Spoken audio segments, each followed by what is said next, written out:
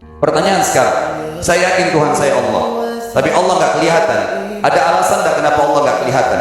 Ada alasannya.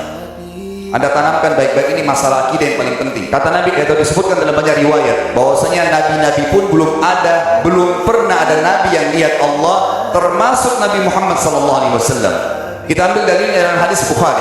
Waktu Nabi SAW pulang dari Isra Mi'raj, jemaah sekalian, Aisyah bertanya radhiyallahu anha, berkata, istri beliau, ya Rasulullah, hal tara rabbak, apakah anda waktu Mi'raj ke langit terima perintah sholat sempat lihat Tuhan anda enggak? Lihat enggak Allah itu bagaimana? Apa jawaban Nabi SAW? Nurun ala nur anna arah, Allah itu cahaya, di atas cahaya, terang sekali, bagaimana saya bisa melihatnya? Artinya Nabi SAW mengatakan, saya sendiri belum pernah lihat bagaimana itu Allah. Contoh sebelumnya Nabi Musa alaihissalam. Nabi Musa waktu menerima wahyu Taurat itu selama 40 hari turun Taurat lengkap. Al-Quran 23 tahun baru lengkap. Kalau Taurat 40 hari nunggu di gunung Tursina. Tursina sebuah wilayah di Mesir sekarang. Itu banyak gunung-gunung batu, ada satu gunung batu yang tinggi, Nabi Musa nunggu di situ. Setiap hari Jibril datang turunin surah, turunin ayat gitu. Setelah berlalu 37 hari dari 40 hari menunggu Taurat turun, Nabi Musa AS tiba-tiba bertanya kepada Allah, mengatakan begini dalam Al-Quran, A'udzu minasyaitonir rajim, Rabbi arini andur ilaik. Wahai Tuhanku, izinkan aku melihatmu. Aku beriman kau ada ya Allah, tapi aku ingin lihat kau bagaimana. Allah menjawab, tidak mau mengecewakan Nabi Musa. Sebagai manusia Allah mengatakan, lan tarani. Perlu anda tahu dalam bahasa Arab jemaah sekalian ada 3 kosakata la, tidak yang berarti tidak. Ada la biasa artinya tidak, ada lam dengan mim, lam artinya tidak pernah, ada lam dengan nun, lan artinya tidak akan pernah. Allah mengatakan apa? Lan tarani, kau tidak akan mampu melihat wahai Musa. Tapi Allah nggak mau kecewain Musa. Ternyata Musa selama 37 hari jemaah sekalian kagum-kagum lihat gunung-gunung batu di situ. Pergantian siang malam, burung-burung yang terbang, air yang mengalir di lereng gunung. Lalu dia mengatakan, Allah mengatakan, walakin undur ilal jabal, fa in istaqarra makanahu fa sawfa tarani. Coba kamu lihat gunung-gunung batu di sekitarmu hai Musa. Kalau mereka bisa menampung kedatanganku, kata Allah, kau akan bisa melihatku. Apa yang terjadi? Allah lanjutkan, falamma tajalla rabbuhu lil jabal, waktu Allah baru niat mau datang, belum datang, ja'alahu dakka, semua gunung batu itu hancur lebur, tidak mampu menampung kedatangan Allah. Wa kharra Musa sa'iqa, lalu Musa pingsan tiba-tiba. Waktu Nabi Musa bangun, langsung ucapkan kalimat amantu billah, saya beriman pada Allah. Berarti fakta lapangan, nabi-nabi aja belum pernah lihat Allah. Masih pertanyaan lagi jemaah sekalian, kenapa Allah nggak bisa kelihatan? Saya akan jawab dan tolong ini jadikan sebagai pegangan hidup. Ini landasan akidah kita. Kata para ulama, karena anda kalau sholat, anda mengucapkan satu kalimat yang merupakan jawabannya. Allahu Akbar. Allah Maha Besar. Akbar adalah siga mubalaghah dalam Islam. Sesuatu yang melampaui batas, Maha Besar. Kita terangkan. Kata Nabi SAW, perumpamaan bumi yang kalian tinggali ini dibanding dengan langit pertama di atas kepala kalian ada 7 lapis langit. Allah mengatakan sab'an shidada, 7 lapis langit yang kokoh. Alladzi khalaqa sab'a samawatin tibaqa, yang menciptakan langit tibaqa bersusun 1, 2, 3, 4, 5, 6, 7. Allah di atas langit ke-7.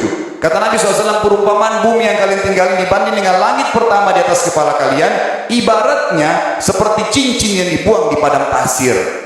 Jadi kita tidak akan pernah bisa melihat ujungnya langit karena kita sangat kecil, dan ini terbukti secara fakta. Apakah anda sudah tahu bahwasanya miliaran bintang-bintang yang ada di atas kepala anda yang jaraknya sekian miliar tahun dari bumi dan sekian miliar tahun lebih besar daripada bumi, sekian miliar kali lebih besar daripada bumi, itu semua berada di bawah langit pertama. Manusia tidak akan pernah bisa memegang langit ini dengan telapak tangannya, karena dari sini saja ke Pluto jaraknya 270 tahun. Nggak bakal bisa ada astronot dikirim kena mati di tengah jalan. Jaraknya jauh sekali bintang-bintang, dan semua berada di bawah langit pertama. Kata Nabi SAW, di atasnya langit kedua besarnya, digabung antara bumi sama langit pertama seperti cincin dibuang di padang pasir. Langit ketiga, 2, 1 dan bumi digabung tiga-tiganya, dibagi langit ketiga seperti cincin dibuang di padang pasir, sampai langit ke-7, 5, 6, 4, 3, 2, 1 dan bumi 7 digabung, dibanding langit ke-7 seperti cincin dibuang di padang pasir. Dan langit yang luas ini jemaah sekalian dipenuhi dengan makhluk Allah yang lain namanya malaikat. Dalam hadis Bukhari kata Nabi SAW, waktu saya sedang dimi'rajkan ke langit, tidak ada 4 jari pun ukuran di langit yang luas itu, kecuali saya temukan malaikat yang sedang ruku atau sujud, penuh dengan jumlah mereka. Anda tahu malaikat itu ada namanya nama kelompok, seperti Raqib, ada itu kelompok. Di bawah Raqib banyak miliaran malaikat, di bawah Atid miliaran malaikat. Sama dengan Munkar Nakir, ada memang nama kelompok. Makanya kalau manusia 5 miliar, rakib atidnya 10 miliar. Rakib atidnya 10 miliar. Lalu kata Nabi SAW, di atas langit ketujuh ada Sidratul Muntaha. Besarnya digabung antara 7 lapis langit dan bumi. 8 hanya seperti cincin di bawah di padang pasir. Di atas Sidratul Muntaha ada sebuah lautan yang Allah ciptakan. Lautan itu besarnya digabung antara Sidratul Muntaha, 7 lapis langit dan bumi. 9-9-nya seperti cincin di bawah di padang pasir. Makanya kalau Anda baca Quran, Anda baca ayat wa kana arsyu 'alal ma'. Singgasana Allah di atas air. Ini maknanya. Air adalah ada lautan. Lalu kata Nabi SAW, arsy-nya Allah di atas lautan itu singgasananya Allah. Besarnya digabung antara lautan, Sidratul Muntaha, 7 lapis langit dan bumi. 10-10-nya hanya seperti cincin dibuang di padang pasir. Anda sudah hafal ayat kursi? Apa artinya? Ayat tanda-tanda kebesaran Allah. Kursi itu artinya bukan tempat duduk, tapi tempat pijakan kaki raja di singgasana. Kalau raja ingin lihat singgasananya dipijakan kaki, itu namanya kursi. Kita baca apa? Wasi'a kursiyuhu as-samawati wal ard. Pijakan kakinya Allah saja sudah menutupi seluruh langit dan bumi ini. Jadi kita mustahil bisa melihat Allah karena besarnya Allah Azza wa Jalla. Tinggal kita tutup jemaah sekalian. Kira-kira lalu bagaimana saya berhubungan dengan Allah? Jawabannya sederhana. Anda lingkari namanya Allah, ini Tuhan kita. Yang menyembah selain Allah kafir, yang mempartisipasikan Allah dengan makhluknya, masih sembah berhala, kuburan, jimat, namanya syirik. Dua-dua nggak boleh.